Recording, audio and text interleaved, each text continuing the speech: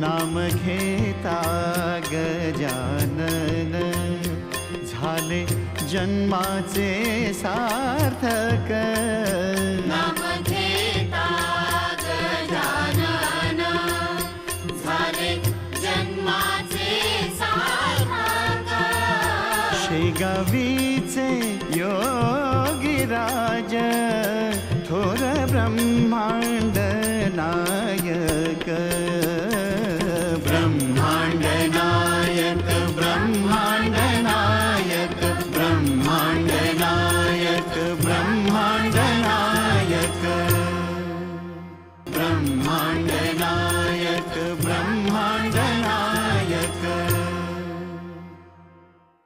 शरद काका आता थांबणारच ना? जरा आबांना सांगा ना. काय सांगू? ते आम्हाला खूप मारतात, आम्हाला सारखं काम सांगतात. मुलांचे लाड पुरवत बसलास तर गाठ माझ्याशी आहे, लक्षात ठेव. हा चुकीचं उत्तर देतोस हा आणि वर उलट बोलतोस.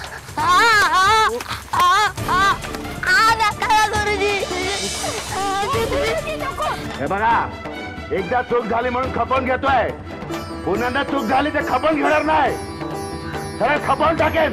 आपण उद्या जत्रेला जायचंय. काय? मी असं म्हणत होतो की डोंगरावरच्या देवाला जाऊन यायचं अण्णा. ठीक आहे, पण मुलं सांच्याला दिवे लागण्याच्या आत घरात आली पाहिजेत. उगीच तुमच्या धाकाच्या गोष्टी मला सांगू नका. सदाभाऊ, अहो तुमच्या मुलांना जत्रेत हिंडताना मी पाहिलेलं आहे. काय म्हणताय? मजा आली खूप. अरे वा,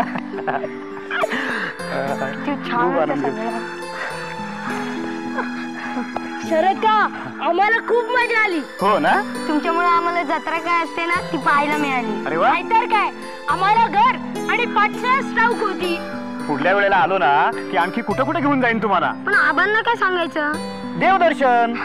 आपल्याकडे देव काय कमी आहेत? या खेपेला डोंगरावरचा देव मदतीला आला, पुढल्या खेपेला नदीकाठचा देव मदतीला येईल.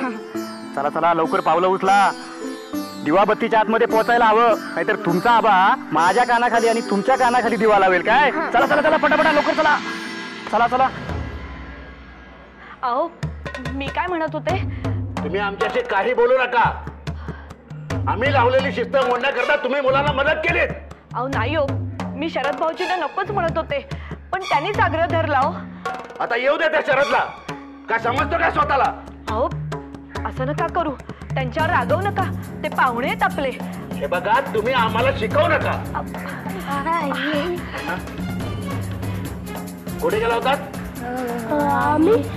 अण्णा, तुला सांगितलं होतं ना पोरांना घेऊन देवदर्शनासाठी जातोय म्हणून. मग झालं देवदर्शन? हो. जत्रेला गेला होतात की नाही? जत्रा? एवढ्यापाशी जत्रा भरली होती ना? जत्रा भरलेली, पण आम्ही नाही गेलो जत्रेत. खोटं बोलतोस माझ्याशी, माझ्याशी खोटं बोलतो. हो गेलो होतो जत्रेला, झुल्यात बसलो, डोंबाऱ्याचा खेळ बघितला, मजा केली. काय बिघडलं काय यामध्ये? शरद, अण्णा का वागतोस रे तू पोरांशी असं? तुला माहितीये तुझं नाव घेताना पोरं चळाचळा कापतात. पोरांना धाकात ठेवणं बरं नाही अण्णा. हे त्यांचं खेळायचं बागडायचं वय आहे आणि ह्या वयात त्यांना तू मारतोस, त्यांना कामाला लावतोस. अरे मायेने त्यांना जवळ घ्यायचं असतं. बरोबर दिसतंय का अण्णा हे? गुरे फार बोललास. अरे कोण तू? अण्णा अहो पण तुला मी माझ्या लहान भावासारखा मानला म्हणजे तू काय मुलांचा सक्का काका होत नाहीस. आणि हे बघ, माझ्या मुलांशी मी कसं वागायचं हे तू मला शिकवण्याची गरज नाही. अरे तुला काय माहितीये मी किती गरिबीत दिवस काढलेत. या मुलांच्या वयाचा होतो ना तेव्हापासून कष्ट करतोय. अरे स्वतःच्या पोटाला चिमटा काढून मी माझ्या मुलांना वाढवतोय, शिकवतोय. माझी मुलाची जत्रेमध्ये हिंडत राहिलेली मला नाही खपणार. आणि पुन्हा अशी जर चूक झाली ना तर मी तोंड पाहणार नाही तुझं, कळलं? अण्णा वहिनी, मला एक क्षणभरही थांबायचं नाही. आत्ताच्या आता माझी पिशवी द्या, मी निघतो होता. अहो शरद भाऊजी, तो पिशवी मागतोय ना, मग आणून द्या त्याला पिशवी.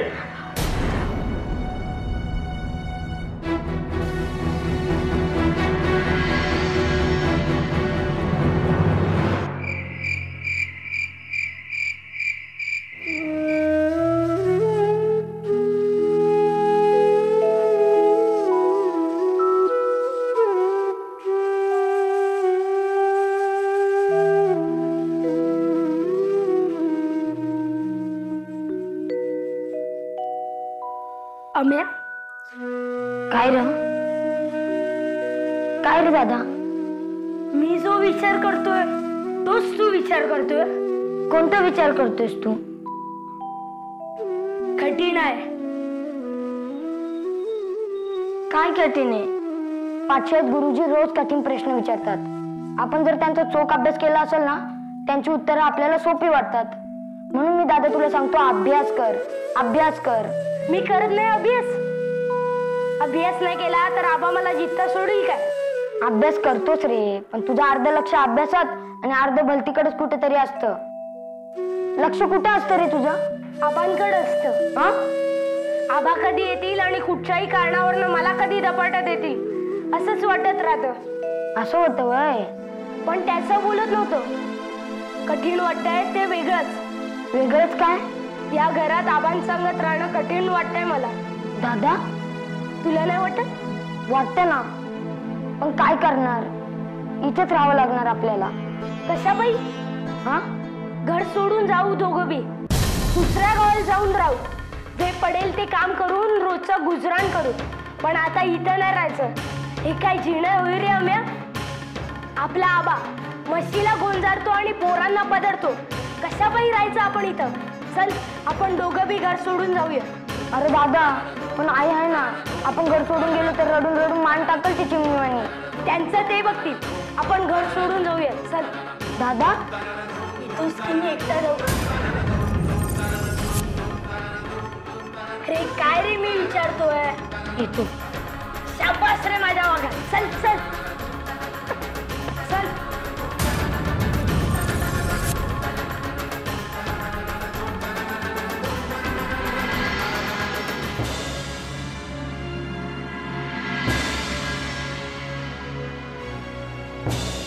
एके दिवशी जीव घ्याल पोरांचा.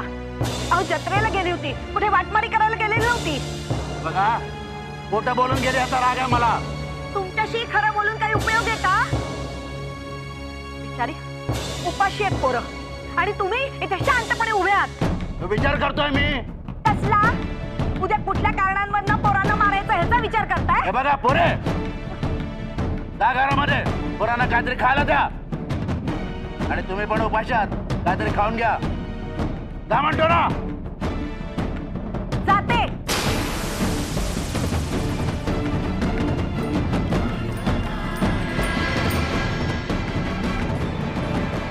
आम्ही दोघं वरात आम्ही कुठे गेली पोरं? किती शोधते मी. सग खिडकी पण उघडी आहे. कुठे गेली असतील ग हे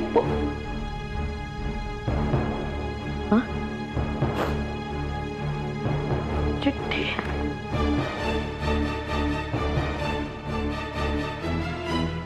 मला कुठे येडीला वाचता येतंय. अनपड मी. आवा आवा आवा, ऐकलं का? काय हो, काय झालं? आवा, वरद आणि अमित दिसत नाही तो घरात आणि चिठ्ठी मिळाली. काय लिहिलंय हो? बघू, असेल तर कुठेतरी. आई, आम्ही दोघं बी घर सोडून जातो आहोत.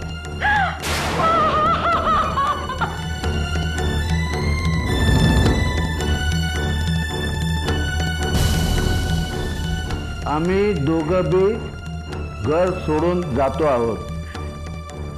आबाला आमची काळजी नाही, तू बी आमची काळजी करू नकोस. जगात देव असेल तर आमची काळजी घेईल. नशिबात असेल तर पुन्हा आपली भेट होईल. आई, तू तुझी काळजी घे. तुझी लई आठवण येईल आम्हाला. जातो. तुझे अमित आणि वरद.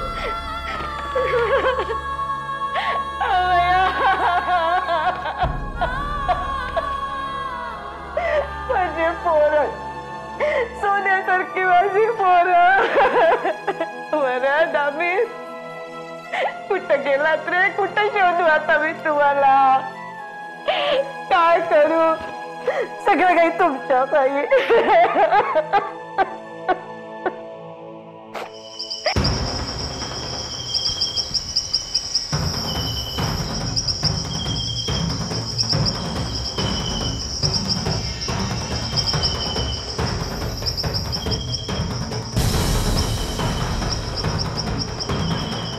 दादा काय आपण कुठं जातो आहोत मला ठाऊक नाही. मला खूप भीती वाटते रे. बघ ना जनावरांचे आवाज पण येतात. अरे ऐकतोस ना? हो हो. अरे मगाशीच माझ्या पायापासून काहीतरी सरपटत गेलं. सरपटत गेलं म्हणजे साप असणार. साप? हो. तुला भीती नाही वाटत का रे? एवढं सहज बोलतोस. थोडीशी भीती वाटते. चल मग आपण घरी जाऊया. अम्या आपण घर सोडून निघाल्याचं आबांना काही नाही वाटणार पण आई नक्कीच दुखी होईल रे. चल ना आपण घरी जाऊ. नाही आता मागे फिरायचं नाही. दादा हो आई काय म्हणते? काय म्हणते आई? आपण कुठच्या संकटात असलो की आपल्याला कोणाची भीती वाटली तर गजानन महाराजांचं नाव मनात घ्यायचं म्हणजे सगळं चांगलं होतं. मग आता घाबरू नको. चल गजानन महाराजांचं मनात नाव घेऊ आणि पुढे चालू. घनघन घनात बोलते. घनघन घनात बोलते. अरे अरे पोरांनो काय करतात? पुढे धोका आहे, पुढे जाऊ नका. आणि आलो.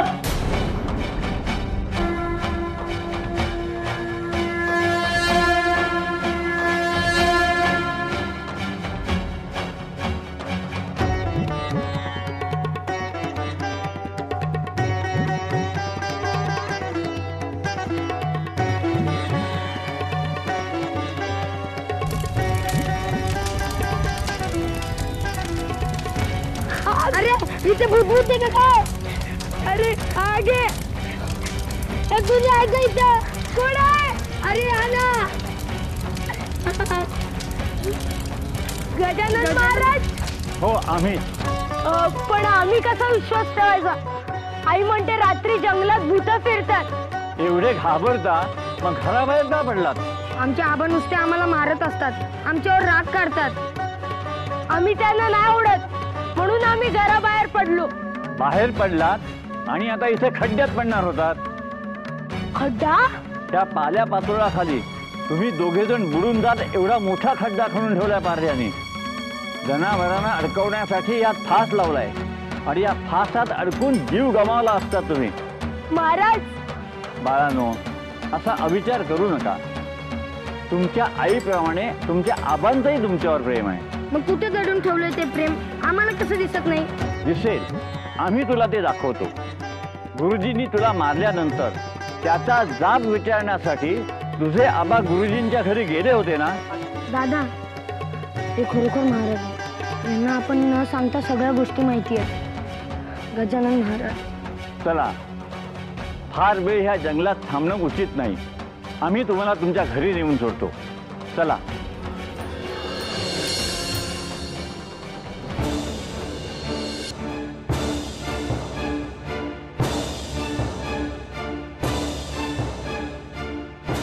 झालं समाधान तुमचं? तुमच्या जाचापायी मुलं घरदार सोडून निघून गेली. आता काय उरलं आपलं? मला काय ठाऊक मुलं असं काय करतील ते. मी जे काय त्यांच्याशी वागत होतो ते त्यांचं चांगलं व्हावं म्हणूनच ना. झालं चांगलं मग? डोरावाणी मुलांकडनं कामं करून घेतली. कंदिलाची काच ती काय? काच फुटलीत पण केवढं मारलं अमितला. चूक झाली माझी. आता काय करू सांगा? आता हुडकून आणतो पोरांना आणि पाय धरून क्षमा मागतो त्यांची. आपल्या पोरांनी इकडे तिकडे उन्हाळक्या करत फिरू नये. चांगलं शिकावं, मोठं व्हावं आणि म्हणूनच त्यांना धाकात ठेवत होता ना मी. धाकात ठेवणं म्हणजे मारझोड करणं नव्हे अण्णा. महाराज अमित परत कुठे होतात रे पोरं? कुठे होतात? वाट फुटेल तिकडे चालली होती. आम्ही लक्ष ठेवून होतो म्हणून वाचली. महाराज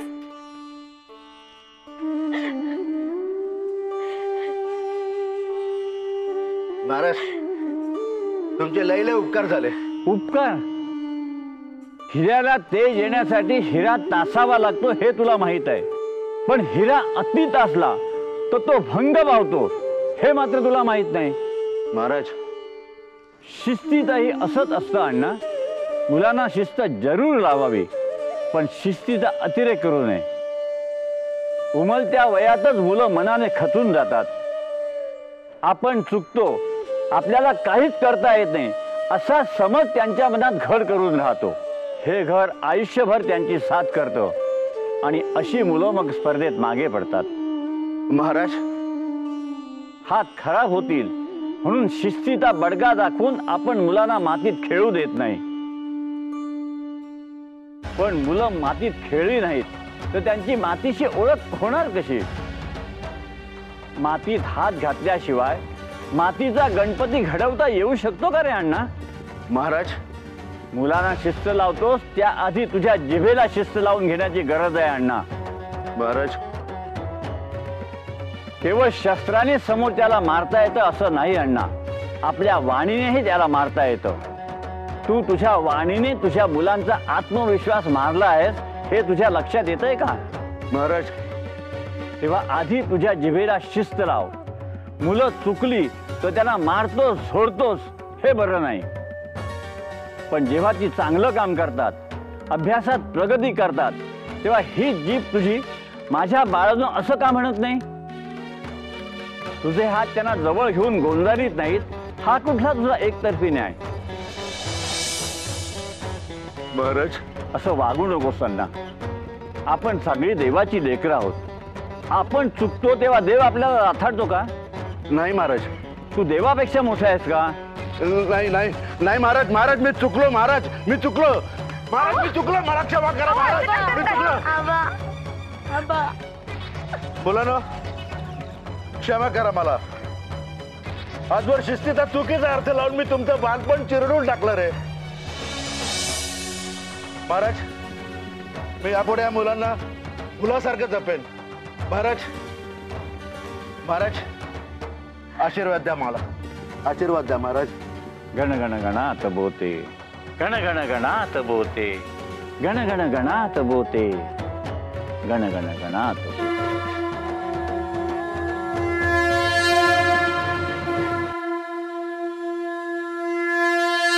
मुलांनी बेशिस्त वर्तन करू नये म्हणून त्यांच्याशी कडकपणे वागणं गरजेचं आहे.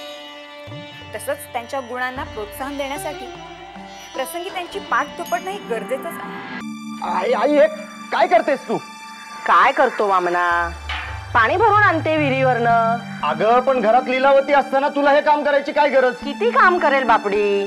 10 कामं असतात तिला. अगं आई, घर म्हटलं तर काम असणारच की. आता 4 कळशा भरून आणल्या तर तिचे हात मोडणार आहेत का कंबर लचकणार आहे? कुठं आहे ती लीलावती? ए लीलावती, आले आले. का अशा हाका का मारतोय? काय झालं? हे काय बघतोय मी? मी काहीच नाही बोलले. माझी आई घरची कामं करते. तुला कितींदा सांगितलंय की आईला घरची कामं सांगायची नाहीत? या वयात तिने कामं करायची, या वयात तिने आराम करायला हवा. आता माझं ऐका. पूजा सांगायला जाणार आहात ते यजमान श्रीमंत आहेत. त्यांच्याकडून मोठी दक्षिणा मिळेल. या दक्षिणेचं काय करायचं ठरवलंय तुम्ही? काहीच करायचं ठरवलेलं नाहीये. तुला नवीन लुगडा हवाय ना? मिळेल. माझ्या लुगड्याचं राहू दे. त्याहीपेक्षा महत्वाचं काम आहे ते करून घ्या. कोणतं? घराची डागडुजी करायची. संजूला पाठशाळेत धाडायचंय. पाठशाळेत धाडून शिकून मोठा साहेब बनवायचा आहे का त्याला? बिघडलं कुठे? बिघडतं. वामन पुरोहिताचा मुलगा इंग्रजांची गुलामी करणार नाही. तो आपल्या वडिलांप्रमाणेच पौरोहित्यच करेल आणि त्यासाठी पाठशाळेत जायची गरज नाही. अहो पण हे एवढं सांगायला तू मला इथे बोलून घेतलंस?